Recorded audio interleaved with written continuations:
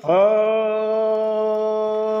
शान्ताकारं भुजगशयनं पद्मनाभं सुरेशं विश्वाधारं गगनसदृशं मेघवर्णं शुभांगं लक्ष्मीकान्तं कमलनयनं योगभिर्ध्यानगम्यं वन्दे विष्णुभवहरं सर्वलोकैकनाथं मंगलम भगवान विष्णु मंगलम गरुड़ध्वजः मंगलम पुंडरीकाक्ष मंगलाय तनोहरि। ओम गुरुर्ब्रह्मा गुरुर्विष्णु गुरुर्देवो महेश्वरः गुरु साक्षात् परं ब्रह्म तस्मै श्री गुरुवे नमः। अखंडमंडलाकारं व्याप्तं येन चराचरं तत्पदं दर्शितं येन तस्मै श्री गुरुवे नमः। मुखं करोति वाचालं पंगुं लंघयते गिरिं यत्कृपातमहं वन्दे परमानन्दमाधवं। सच्चिदानन्दरूपाय विश्वोत्पत्त्यादिहेतवे तापतर्य विनाशाय श्रीकृष्णाय वयं नमः। देयं सदा परिभवग्नमभीष्टदोहं तीर्थास्पदं शिवविरञ्चिनुतं शरण्यं वृतार्ध्यं प्रणतबालभवाब्धिपोतं वन्दे महापुरुषते चरणारविन्दं। त्यक्त्वा सुदुःसुरेप्सितराजलक्ष्मी धर्मिष्ठार्यवत्सा यदगाधरण्यं मायामिर्गं दयिते सिद्धमनुपदावध वन्दे महापुरुषते चरणारविन्दं वन्दे महापुरुषते चरणारविन्दं वन्दे महापुरुषते चरणारविन्दं। गजाननं भूतगणादिसेवितं कपिस्तजम्बो फलचारुभक्षणम् उमास्वतं शोकविनाशकारकं नमामि विघ्नेश्वरपादपङ्कजं। वक्रतुण्डमहाकाय सूर्यकोटिसमप्रभ निर्विघ्नं कुरु मे देव सर्वकार्येषु सर्वदा। निर्विघ्नं कुरु मे देव सर्वकार्येषु सर्वदा। निर्विघ्नं कुरु मे देव सर्वकार्येषु सर्वदा। कल हमने तुलसी महात्म्य सुना। तुलसी हमारे घर में कल्प वृक्ष के समान है। जो स्वर्ग में कल्प वृक्ष है ना, ऐसा ही धरती में कल्प वृक्ष तुलसी है। तुलसी की सेवा से, तुलसी का सेवन से हमारे सारे किए गए पाप, हमारे सारे कष्टों को दूर करती है। इसीलिए तुलसी माँ से प्रार्थना करना चाहिए, प्रदक्षिणा करना चाहिए, स्पर्श करना चाहिए। हाथ जोड़ करके कैसे प्रार्थना करते हैं कि हे हरिप्रिया, हे तुलसी माँ, पहले आपको देवताओं ने बनाया और मुनीश्वरों ने आपका पूजन किया। देखिए, देवताओं के द्वारा निर्मित और मुनीश्वरों के द्वारा पूजित है तुलसी माँ। ऐसी तुलसी माँ को हम बार बार प्रणाम करते हैं। प्रणमामि मुहुर्मुहुः, कोटि कोटि कोटि कोटि प्रणाम। हाँ, कोटि कोटि प्रणाम। इस तरह से आप मेरे पापों को हरो, आप मेरे पापों को हरो।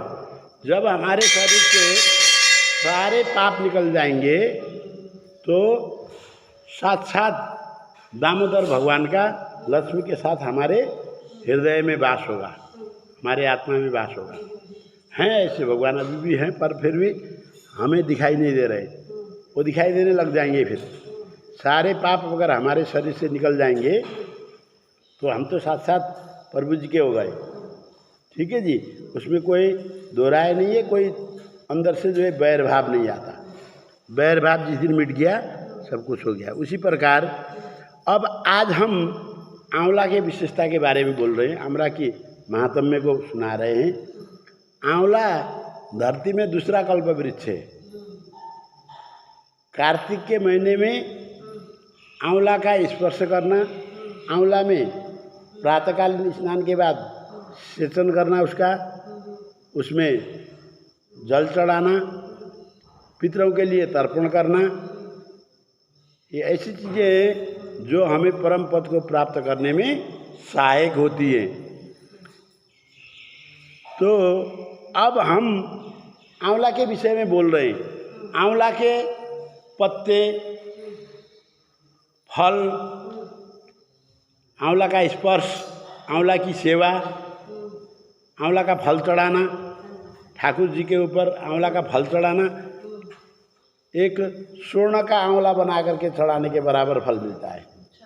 हाँ जी, स्वर्ण आंवले का पत्ते चढ़ाएंगे तो स्वर्ण पत्र चढ़ाने के बराबर फल मिलेगा।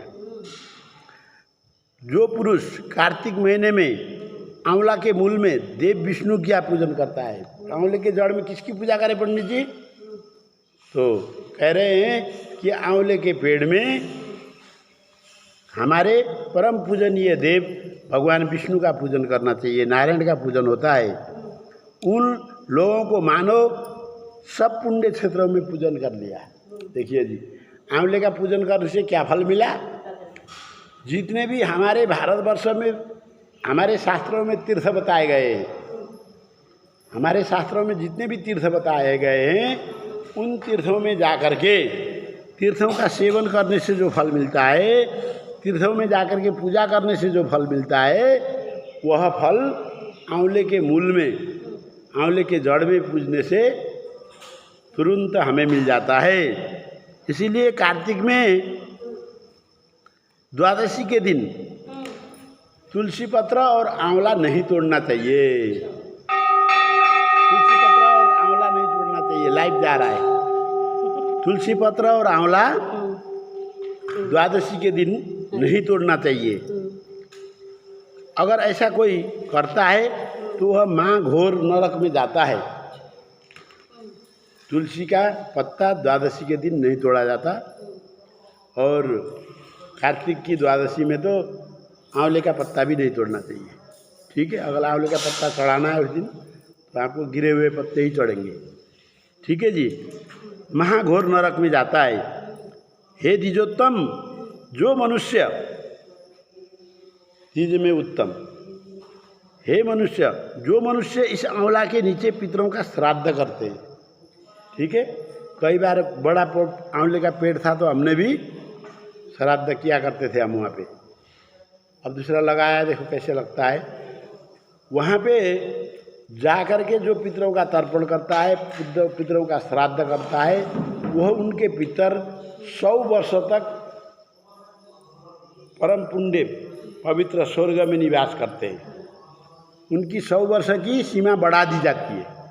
जो हमारे पितर स्वर्ग में बैठे हैं, अब उनका समय खत्म होने वाला होगा, तो अगर हम कार्तिक के महीने में आंवले के पेड़ के नीचे श्राद्ध करते हैं और आंवले के पेड़ के नीचे तर्पण करते हैं, तो उनका 100 वर्ष के लिए वहाँ पे फिर जगह बन गई। वो वहाँ पे 100 वर्ष तक और राज कर सकते हैं।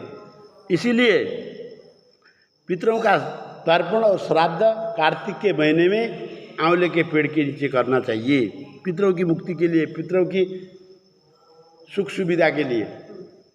वो वहाँ रहेंगे, स्वर्ग में रहेंगे तो हमें आशीर्वाद देंगे ना, पितरों की आशीर्वाद प्राप्ति के लिए।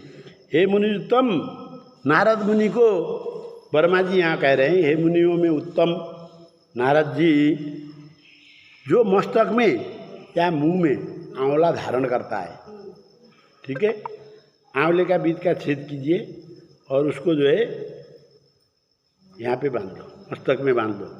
ऐसे अघोरी संत हैं, बहुत सारे मिलते हैं, जो मुंह में धारण करता है और यूँ करके यूँ आंवले का फल धारण करोगे, खाते समय बाहर निकाल दो, साइड कर दो, नहीं तो जो है कोई बुरा वचन नहीं बोलेगा, वो बंद हो गया ना मुंह।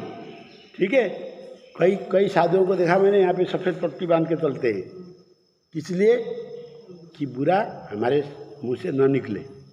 ठीक है जी, जो गोपी चंदन का प्रयोग करता है, आंवला का फल, तुलसी और गोपी चंदन जिसकी देह में है, देखिए तुलसी की माला पहन सकते हैं, कंठी पहन सकते हैं, तुलसी निर्मित कंठी भी मिलती है, तुलसी की कंठ पहनने वाला और गोपी चंदन का प्रयोग करने वाला और तुलसी का धारण करने वाला और आंवले का फल को धारण करने वाले को साक्षात भगवान ही समझना चाहिए।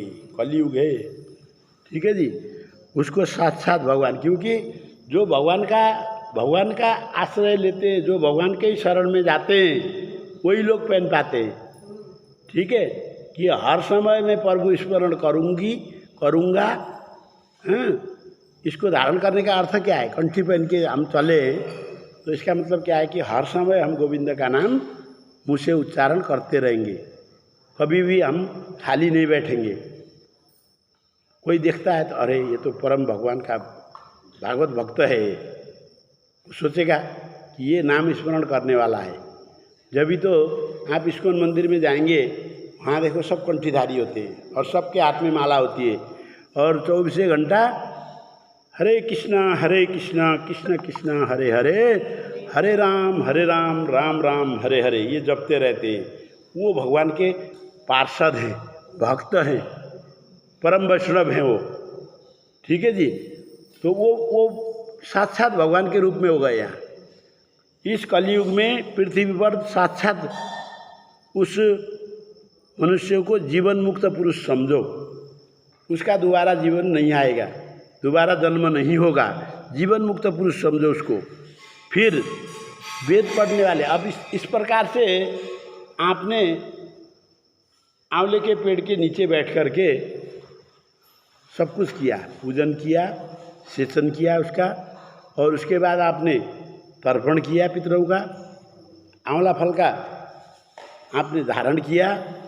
इसके बाद भी दूसरा, अगर हमने साल भर में किसी के यहाँ का गलत अन्न खा लिया हो, ठीक है, किसी के यहाँ का गलत अन्न खा लिया हो, ठीक है, गलत जगह जा कर के गलत अन्न खा लिया हो, तो वो अन्न से संबंधित अन्न संसर्ग से होने वाले सारे दोष आंवले के नीचे बैठ कर के भोजन करने पर उन दोषों से हम मुक्त हो जाते हैं, उन पापों से हम मुक्त हो जाते हैं।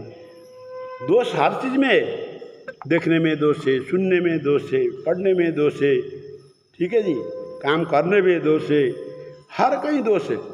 दोष सर्वत्र विद्यमान है। वो ये देखता है कि इसकी कमजोरी में कहाँ मिलेगी और मैं अटैक करूँ। ठीक है जी। नल राजा बाथरूम गए, बाहर आए, सब कुछ करा उन्होंने, कुल्ला भी करा, हाथ भी धोया, पर पैर धोना भूल गए। जैसे ही अंदर अपने कमरे में बढ़े, उतने में कली प्रवेश कर गया उनपे, उतने में ही कली प्रवेश कर गया, क्योंकि वहाँ दोष आ गया। ठीक है जी। दोष सर्वत्र विद्यमान हैं। उन दोष से मुक्ति पाने के लिए भोजन संसर्ग से होने वाले दोष का निवारण के लिए एक ही उपाय है कि आंवला नवमी वाले दिन आंवले के पेड़ के नीचे बैठ कर के भोजन परोसा जाए, भोजन खाया जाए, खिलाया जाए, अति उत्तम। अन्न संसर्ग से संबंधित दोषों को निवारण करने के लिए। उसके बाद अभिसन्य ब्राह्मण, अब देखिए क्या होता है। अब ब्राह्मण तो देखो हर तरह के, ठीक है।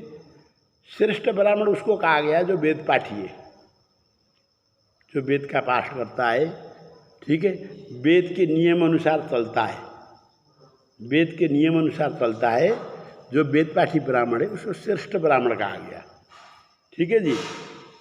अरे गहरे ब्राह्मण तो हर कोई मिलेंगे, ठीक है।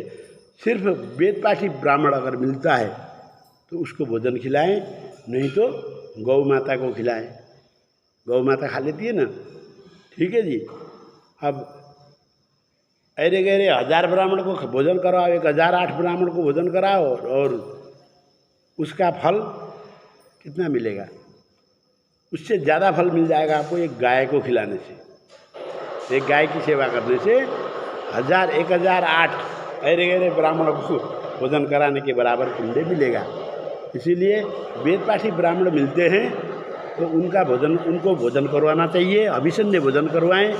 अभिसन्य भोजन मतलब अब इसके भोजन के विषय में अभी बता रहा है, भोजन के विषय में भी बता रहा है कैसा भोजन हमें करना चाहिए। ठीक है जी। मौन व्रत धारण करें, व्रती के लिए बता रहा है। कार्तिक स्नान करने वालों को इतना परहेज नहीं है जितना व्रती के लिए है।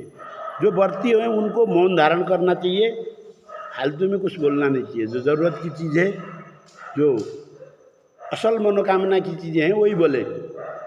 और तथा उसके बाद मौन व्रत जो धारण करके व्रत करता है कार्तिक भर, वो तो बड़ा सूरवीर कहा गया इस धरती में।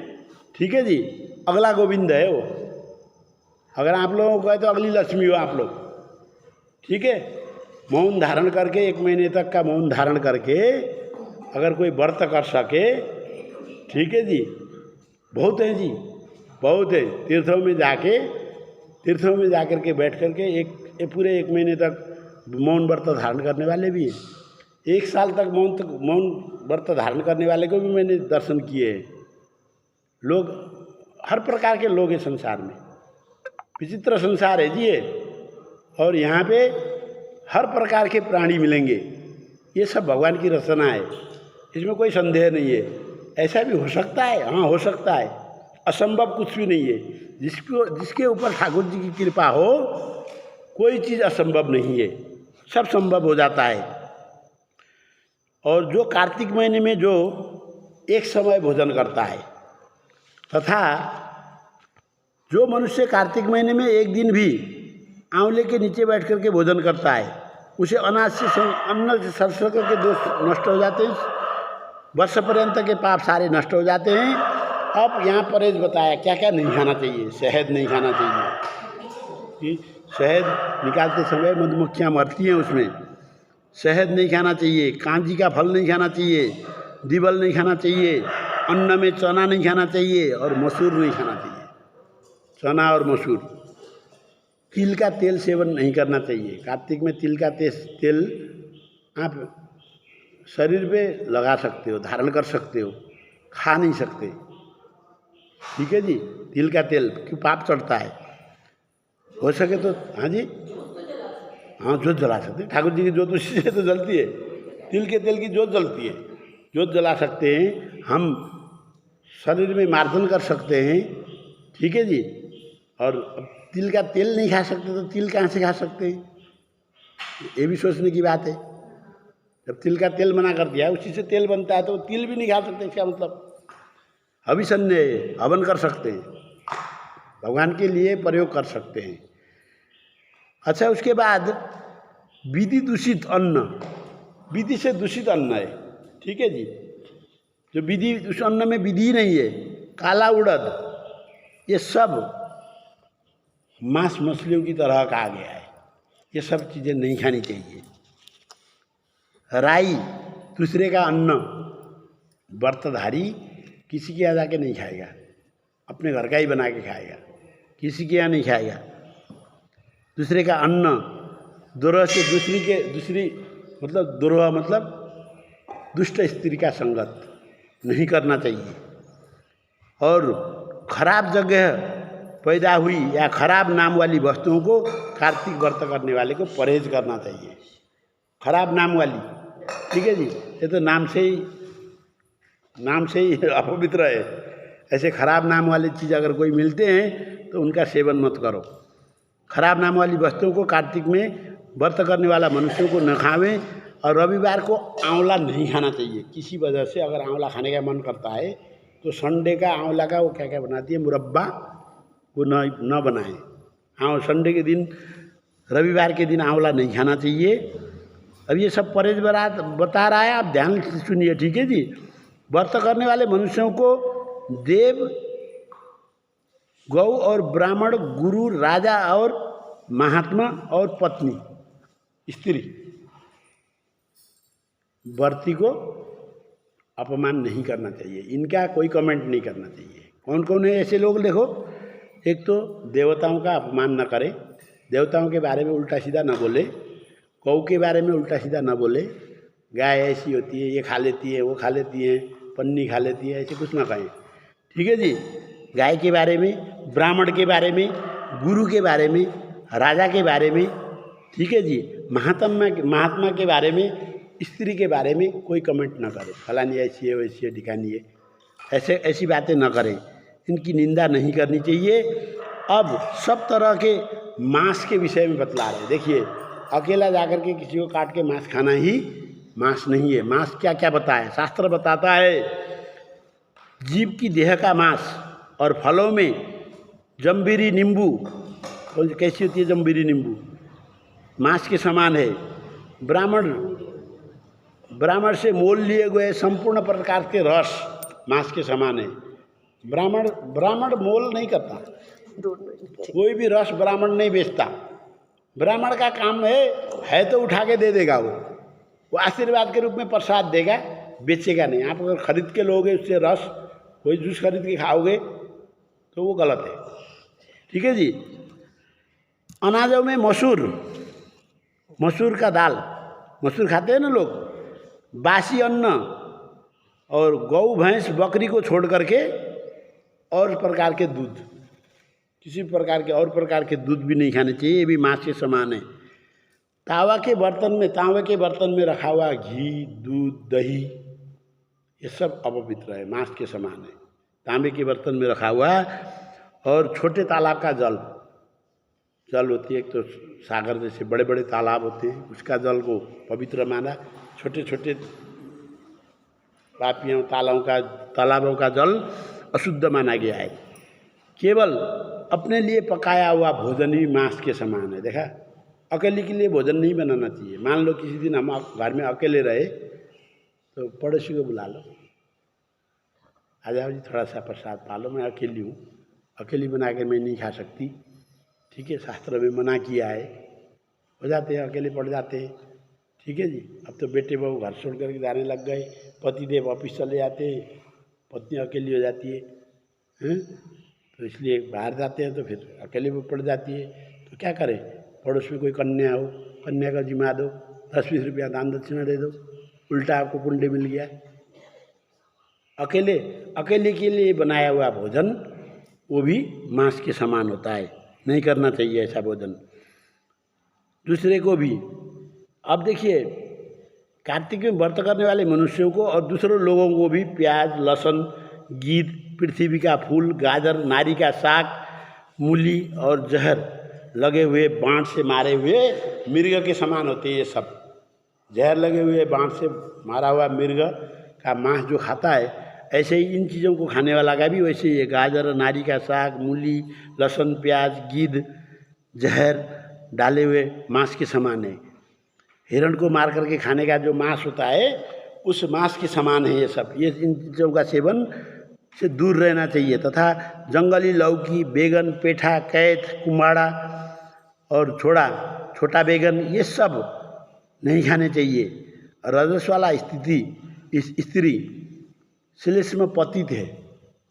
अब हमारे यहाँ मुसलमान का हम क्या कहते हैं, मुसलमान को छूना भी नहीं चाहिए कहते हैं।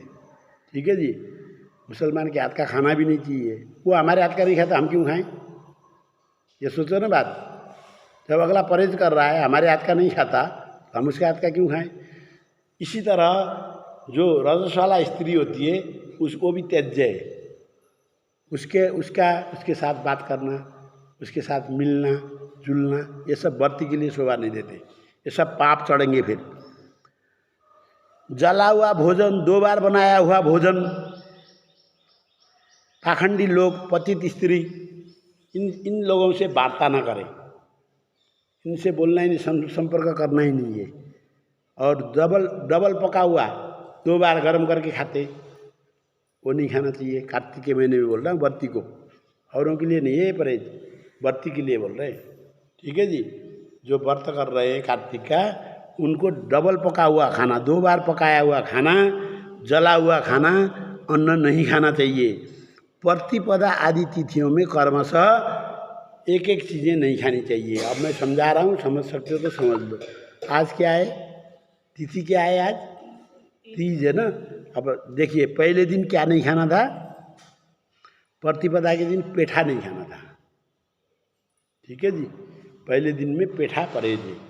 कार्तिक के महीने में व्रत करने वाले को और दिन खाओ पेठा, पर उस दिन मत खाओ, पहले प्रतिपदा वाले दिन, दोनों प्रतिपदाओं में। ठीक है जी। द्वितीया के दिन छोटा बैगन नहीं खाना चाहिए, द्वितीया के दिन छोटा बैगन। आज तीज है, तीज को पृथ्वी का फूल का सेवन न करें। कोई बेलपत्र खाते, कोई तुलसी दल खाते, कोई क्या खाते, सब पृथ्वी में लगे हुए तो है। ठीक है जी, पृथ्वी का फूल ऐसे कहा है, नहीं खाना चाहिए, अच्छा सेवन नहीं करना चाहिए। चौथ वाले दिन मूली का सेवन न करें। पंचमी के दिन बेल फल का प्रयोग न करें, बेल का जूस न पिए, बेल फल न खाएं। छठ को कलिंदा, सप्तमी को आंवला आंवला सप्तमी भी आती है, आंवला नवमी भी आती है। ठीक है जी। सप्तमी को आंवला ना खाएं, अष्टमी को नारियल ना खाएं। बताओ जी, अष्टमी को नारियल, और अष्टमियों में भी परहेज करना चाहिए। क्यों? क्योंकि नारियल माता रानी का प्रिय फल है। समझो जी। जब पार्वती जी शिव जी के वामांग अंग में आ रही थी, तो शर्त रखते हैं ना, वामांग में आने से पहले यहाँ शादियों में भी शर्त रखवाते ना। उस समय ये शर्त हुआ था कि मेरा भक्त कोई भी अष्टमी के दिन नारियल का सेवन नहीं करेगा। समझो जी, ऐसा कहते हैं। तो अष्टमी वाले दिन नारियल का परहेज है, क्योंकि नारियल साथ साथ शिव जी का रूप है। ठीक है। रुद्राक्ष, नारियल, बेलपत्र सब में शिव जी का वास है। इसीलिए नवमी वाले दिन जंगली लौकी न खाएं, जंगली लौकी। ठीक है। घर में फली हुई लौकी खा सकते हैं, जंगली लौकी नहीं खा सकते। और दशमी वाले दिन कड़ू, परवर की सब्जी खाते हैं ना, दशमी वाले दिन का परहेज है उसका। एकादशी को बेर नहीं खाना चाहिए, बेर के फल एकादशी को नहीं खाना चाहिए। द्वादशी को मसूर की दाल नहीं खानी चाहिए। त्रियोदशी को तांबुल नहीं खाना चाहिए। तांबुल क्या होता है? पान। और आप तांबुल में वो भी आता है, सुपारी भी आता है। सुपारी डला हुआ पान खाओ या पान का सेवन नहीं करना चाहिए। अमावस्या हो या पूर्णिमा, दोनों बराबर तिथि है, क्योंकि एक 15 दिन में अमावस्या आती है, एक 15 दिन में पूर्णिमा आती है। उन दिन में नारी का साग इन तिथियों में वर्जित है। अमावस्या और पूर्णिमा वाले दिन नारी का साग नहीं खाना चाहिए। ठीक है जी। इस तरह से व्रती मनुष्यों के लिए आज मैंने परहेज भी बता दिए, क्या क्या खाना चाहिए, क्या नहीं खाना चाहिए। नारी का साग, ये नारी का साग क्या बोलते हैं यहाँ पे? एक वो लाल लाल कलर का साग होता है, ऐसे हरे कलर का भी साग होता है, क्या बोलते हैं उसको? चौलाई का साग। हाँ, चौलाई का साग, नारी का साग, चौलाई का साग। और साग खाओ। ठीक है। हाँ, सुन रहे ना, नारी का साग, शास्त्र में नारी का साग कह रहा है ना। इसीलिए अब हमने तुलसी महात्म्य में सुना था, तुलसी से पवित्र वृक्ष धरती में नहीं है। तुलसी माँ साक्षात कल्प वृक्ष हैं। इस कलयुग में मनुष्य वासियों के कल्याण के लिए आई है। माँ गंगा धरतीवासियों के कल्याण के लिए आई है। गंगा का सेवन, तुलसी का सेवन। दूसरा कल्प वृक्ष है आंवला का पेड़। कार्तिक महीने में तो तुलसी और आंवला की तो इतनी महत्ता है कि उसकी व्याख्या वर्मा जी खुद कह रहे हैं कि मैं नहीं कर सकता। तुलसी का स्पर्श करना, देखिए तुलसी को स्पर्श करने का मतलब गाय देखिए गौशाला जाते हैं आप लोग, जाते हैं ना, वहाँ जाके चारा डाल के, ठीक है, अच्छा भोजन करवा के आने से ही पुण्य पूरा नहीं मिलता। उनके ऊपर हाथ फेरो, आपके ग्रह सब उतर जाएंगे हैं। उनकी परिक्रमा करो, उनके नीचे से निकल सकते हो तो बाप रे बाप, पुण्य हो गया। 1000 साल तक, सुनिए, 1000 साल तक हमारे द्वारा किए गए पाप, कितने जन्म लिए 1000 साल में हमने? 10-15 जन्म तो पक्के ही लिए होंगे, है नहीं? इन जन्मों में किए गए पाप एक ही बार नीचे से निकलने पर स्वाहा होगा ये। ठीक है जी। बहुत गौ के में भी बहुत है जी। गौ के चरणों का जल लेकर के पीना, पान करते हैं लोग। गौ के चरणों का जल धो के ऊपर से जल डाला, नीचे से हाथ लगा करके पीते हैं। ठीक है, चरणोदक बोलते हैं उसको। गौ का चरणोदक पीना, गौ का परिक्रमा करना, गौ को वस्त्र ओढ़ाना, गौ के लिए सानी चारा भोजन देना, अन्नदान करना गौ के लिए, रोटी बना के ले जाना, ठीक है, गुड़ खिलाना गौ के लिए, ये सब पवित्र पुण्य काम है। इसलिए कार्तिक महीने में गंगा, तुलसी, आंवला, गौ, ब्राह्मण पूजन ये है। ब्राह्मण कैसा होना चाहिए? वेद पाठी। ठीक है जी। वेद पाठी ब्राह्मण को, मैंने कहा ना 1008 ब्राह्मण को खिलाओगे, जो पुण्य मिलेगा उसका एक गाय को खिलाने के पुण्य से, वो ब्राह्मणों का पुण्य से गाय का पुण्य ज़्यादा होगा। इसीलिए हमें सोचना चाहिए दान किसको करें। सुपात्र को दिया गया दान। जब देखो मुझे भूख लग रही है, मुझे भूख लग रही है, ठीक है, और उस समय आप बहुत सुंदर कपड़े ला करके, वहाँ पंडित जी महाराज आप आ गए, लो जी आपके लिए ड्रेस लेके आई हूँ मैं, कह के आप ड्रेस लेके भेज दोगे तो मेरा तृप्ति हुई? नहीं हुई ना। मुझे तो आप भोजन खिलाओगे तो मेरी तृप्ति होगी। ज़रूरतमंद को किया गया दान, ठीक है, ज़रूरतमंद को उस समय किया हुआ दान, ठीक है। कल क्या हुआ, एक बुजुर्ग वो बस में चढ़े मेरे साथ, मैं पहले से चढ़ा हुआ था, वो बीच में से चढ़े, वो पैसे मांग रहा है, वो कंडक्टर बहुत ज़बरदस्ती कर रहा है, ठीक है। वो कह रहे हैं भाई बटुआ घर में ही छोड़ के आया, मैं, मेरे दौरे नहीं है पैसे, मान ही नहीं रहा, उतर जाओ कह रहा है। फिर मैंने कितने भाई किराया ले, मैंने दे दिया। वो बोले महाराज जी जय जय हो, जय जय हो। उसकी ज़रूरत थी ना वहाँ, नहीं तो मेरा दान वो क्यों लेते? सुन रहे हो, मेरा दान ऐसे क्यों लेते हो? नहीं लेते ना, पर वहाँ ज़रूरत थी तो कर दिया। 15 रुपया देने में क्या जा रहा था? ठीक है जी। तो ज़रूरत के समय में किया हुआ दान, बता तो रहा हूँ ना, पंडित जी को घी की ज़रूरत ही नहीं है, आपने घी दान दिया तो क्या करा, कोई फायदा नहीं है। ठीक है जी। क्या ज़रूरत है किसको? उस चीज़ को अगर हमने महसूस किया है, ओहो इस चीज़ को दान करना चाहिए आज। और समय भी होता है, बेसमय में दिया हुआ दान, उसका भी कोई फल नहीं है। दान करने के दिन होते हैं ना, दिन होते हैं। जैसे हम मान लो एकादशी पूर्णिमासी, ये पूर्णिमासी वाले दिन हम अगर तिल दान करते हैं तो तिल तो खाएंगे नहीं ना, खाने वाली चीज़ थोड़े तिल, ठीक है जी। वो तो हवन में अभिषण्य है, वो हवन में यूज किया जाता है। और ये नहीं कि हवन पता नहीं करेंगे नहीं करेंगे, या फेंक देंगे, ऐसा भी नहीं है। हवन होता है, यहाँ डेली हवन होता है। आप लोगों के पास टाइम नहीं है, नहीं बैठ पाते हो, बात अलग है, ठीक है। पंक्चुअलिटी है, 7:30 हमेशा है, 7:30 हमेशा होता है जी।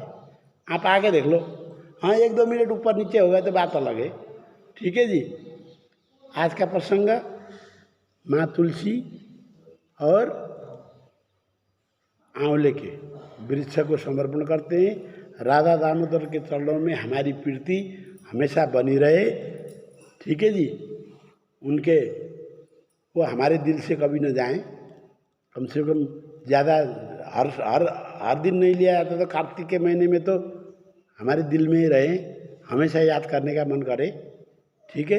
बहुत सारे मंत्र है जी, ओम विष्णवे नमो, ओम विष्णवे नमो, विष्णवे नमो कहिए, ओम नमो भगवते वासुदेवाय का जाप कीजिए, ओम नमो नारायणाय नमो, नारायणाय बोलिए, कुछ भी बोलो, राम राम राम राम बोलो, हरे कृष्ण कृष्ण कृष्ण हरे हरे, हरे राम राम राम हरे हरे, ओम नमः शिवाय का जाप करो। भगवान सब एक है, एको हम कहा, भगवान ने कहा एको हम, मैं एक हूँ।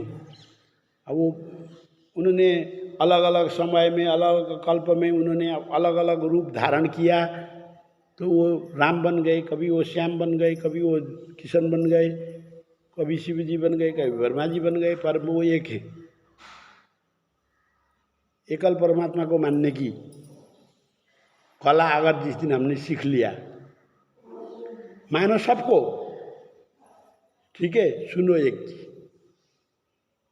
ठीक है, चरणों में जाओ एक के, ठीक है। अब सामने माता रानी का दरबार आता है, चल रहे रास्ते में, तो जो ठाकुर जी को मानता है उसको, उसमें भी ठाकुर जी नजर आते हैं, ठीक है जी। सामने गए, महाकाल भैरव का मंदिर आ गया, जो ठाकुर जी की सेवा में रहते, उसको वहाँ महाकाल में भी ठाकुर जी दिखते हैं, सुन रहे जी। अब ऐसे चलते जाओ, वेंकटेश्वर धाम हो गया, रास्ते में आ गया वेंकटेश्वर धाम, वहाँ पे भी जाता है वहाँ जी ठाकुर जी काले काले बन करके सज धज करके बैठे हो, नाम रख दिया वेंकटेश्वर आपका, वहाँ जी वहाँ आप ही तो हो। उसके भाव में ऐसे ही बाबा है, सर्वत्र समान, सब सर्वत्र समान, भगवान एक है, एक के चक्कर में पड़ो, एक के चक्कर में पड़ेंगे जिस दिन, तो उस दिन हमारा बेड़ा पार हो गया। और वैसे कहा गया ना, देखो ऐसे थोड़े बनाया गया है, दो नाव में पैर रखोगे तो पार नहीं कर सकते, वही वाली बात है।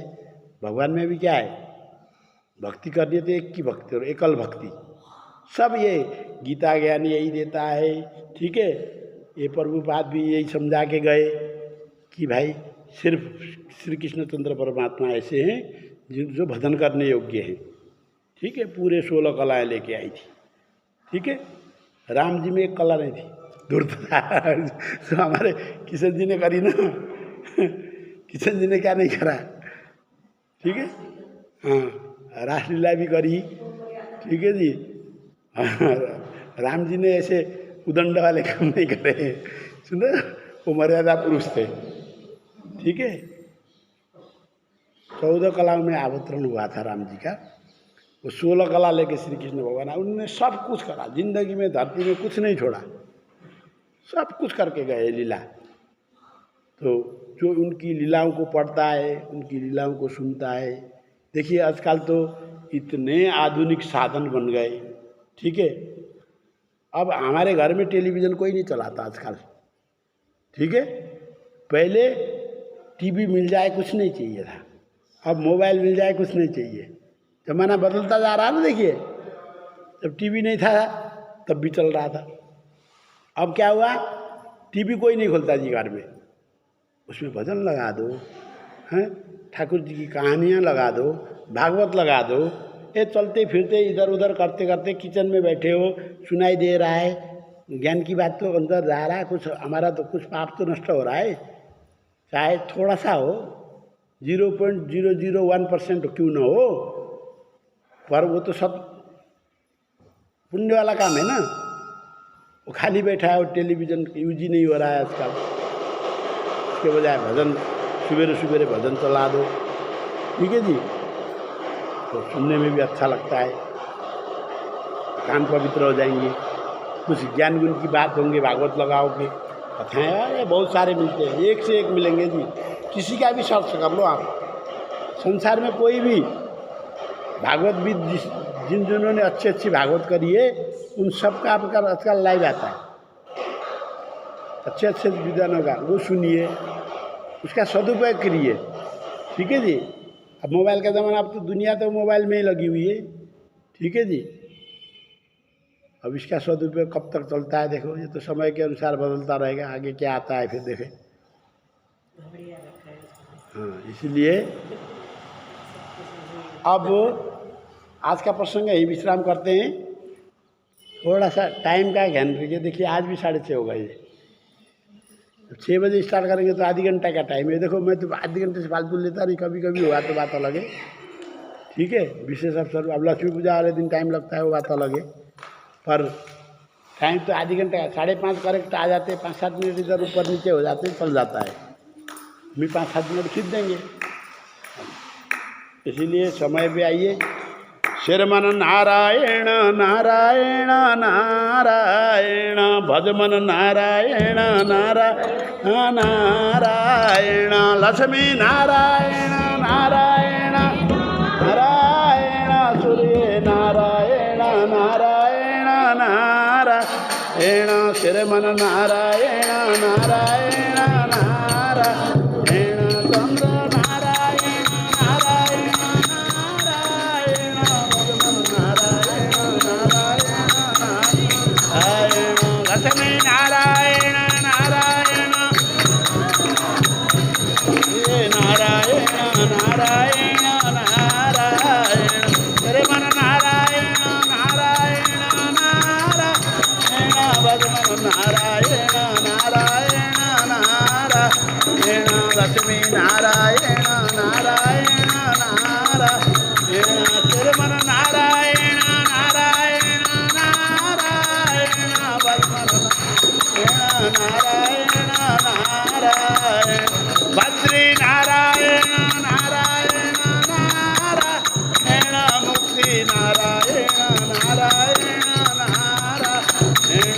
श्रीमन नारायण नारायण नारायण लक्ष्मी नारायण नारायण नारायण श्रीमन नारायण नारायण नारायण भगवन नारायण नारायण नारायण सूर्य नारायण नारायण नारायण चंद्र नारायण नारायण लक्ष्मी नारायण नारायण नारायण श्रीमन नारायण नारायण नारायण भगवन नारायण नारायण नारायण लक्ष्मी नारायण नारायण नारायण बोलो के पुरुष भगवान की लक्ष्मी नारायण भगवान की राधा दामोदर भगवान की जय।